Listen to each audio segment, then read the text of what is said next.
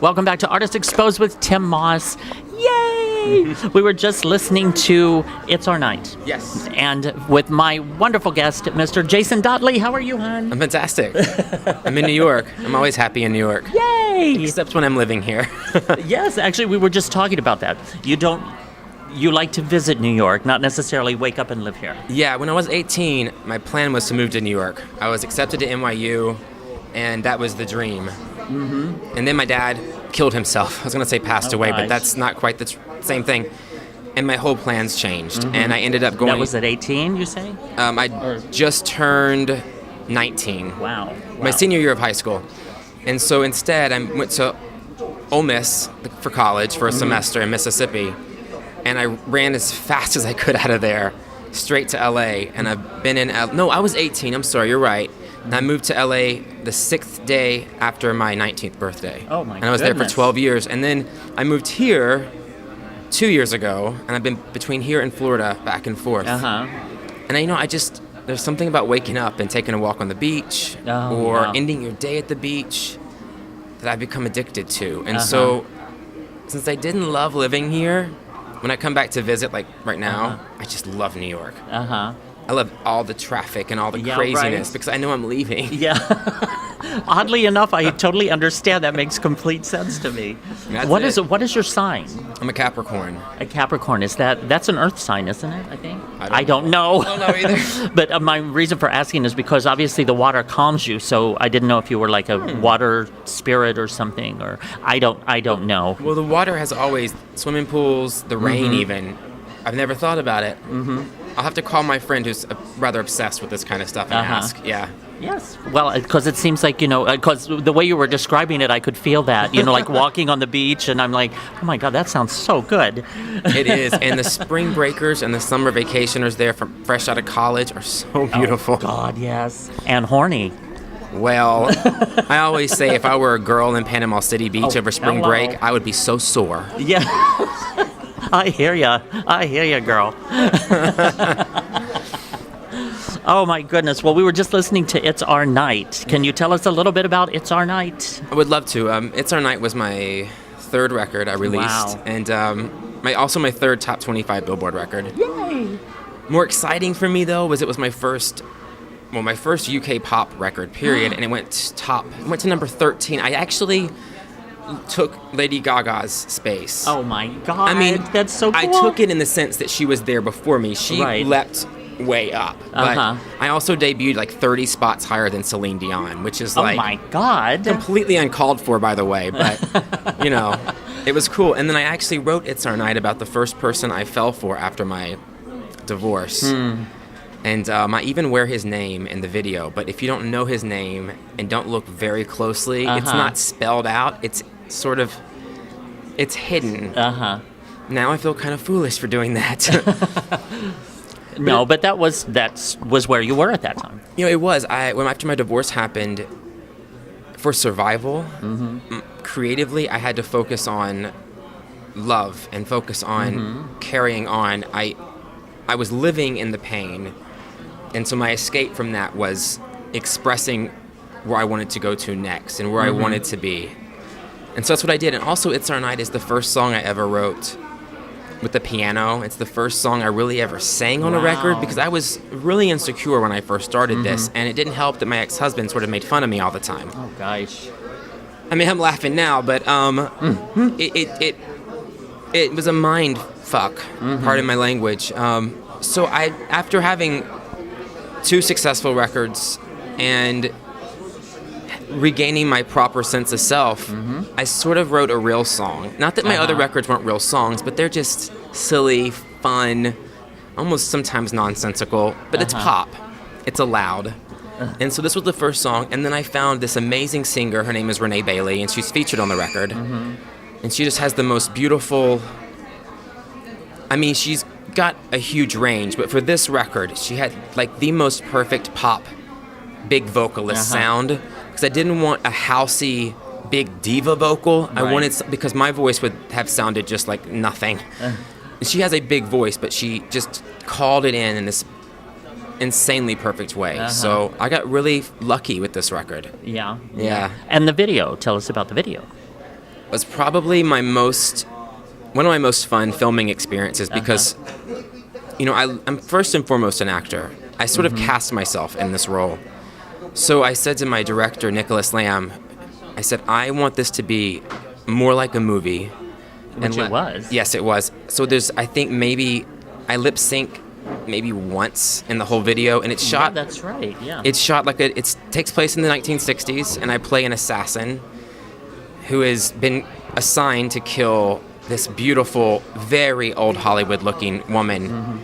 And in the way my director thinks very differently than I do, and he had this concept where her lover at the time survives the loss of this woman, and he spends the rest of his life attempting to figure out a way to go back in time and save her, which is, that's not really reality, but it's a music video. It's fiction, and but it's an interesting storyline. Well, it is, and it happens in movies all the time. Exactly.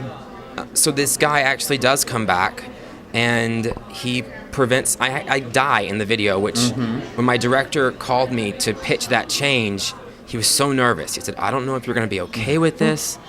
And I thought to myself, who wouldn't be okay? It's so much more interesting. It was appropriate. Yeah. And, if I feel like if your ego will prevent you from doing the right thing for the story, then you're not in it for the right reason. Right. So I was happy to die. And I love the twist of an assassin dying. Right. Yes, absolutely. Cool. And but interestingly enough, when the video came out, I had a great deal of resistance from the gay media because imagine that. Gay media, take a lesson from judgmental. Tim Roth, well, they told my PR team that I had gone straight. Me. This bottom went straight. I'm so gay. It's like sometimes I open my mouth and purple chiffon just sort of flies out. Oh, wait, I'm sorry. You got glitter on you. And I found it ridiculous because, my character was not sexual. You had no idea the character's sexuality. And I thought to myself, well, does killing a woman make me straight?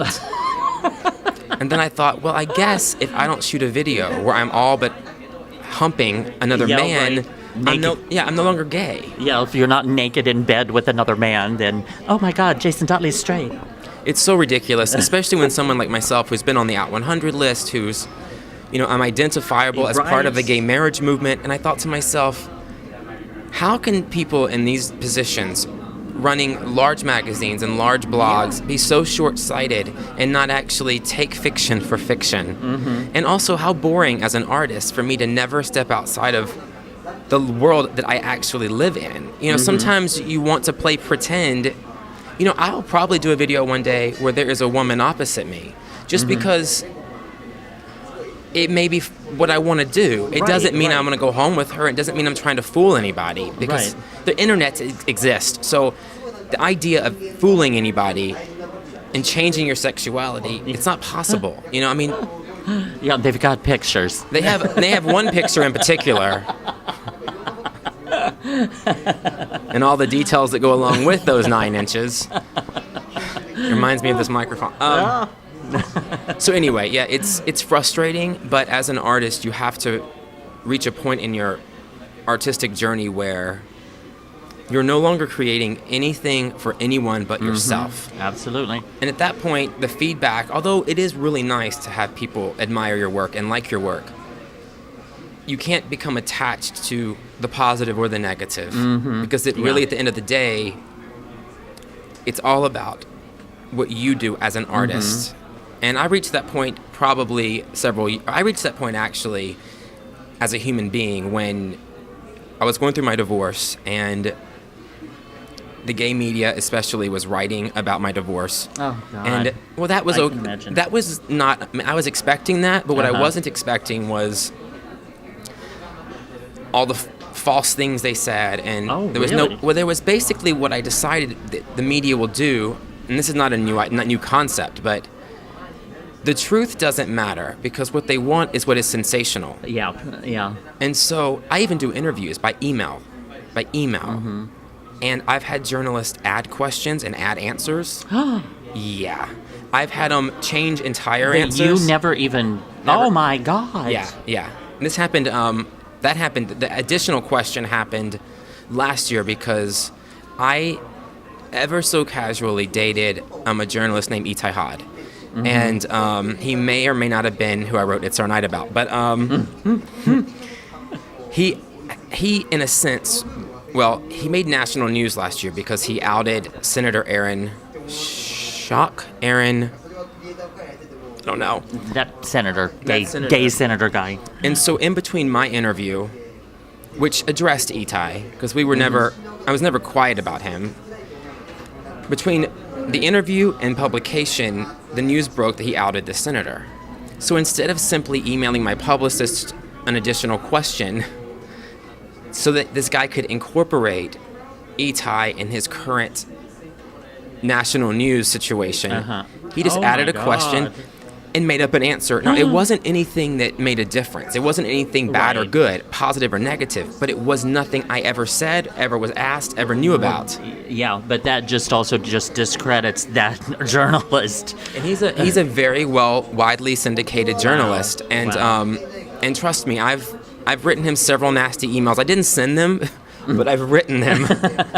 And it also made me become, I always felt safer with an emailed emailed interview, because I thought, well, this will prevent misquoting, because I get misquoted all the time, and I would hear celebrities say that all the time, especially if they got in trouble for what they said. And I always thought, of course you said it. If you didn't say it, they wouldn't have printed it.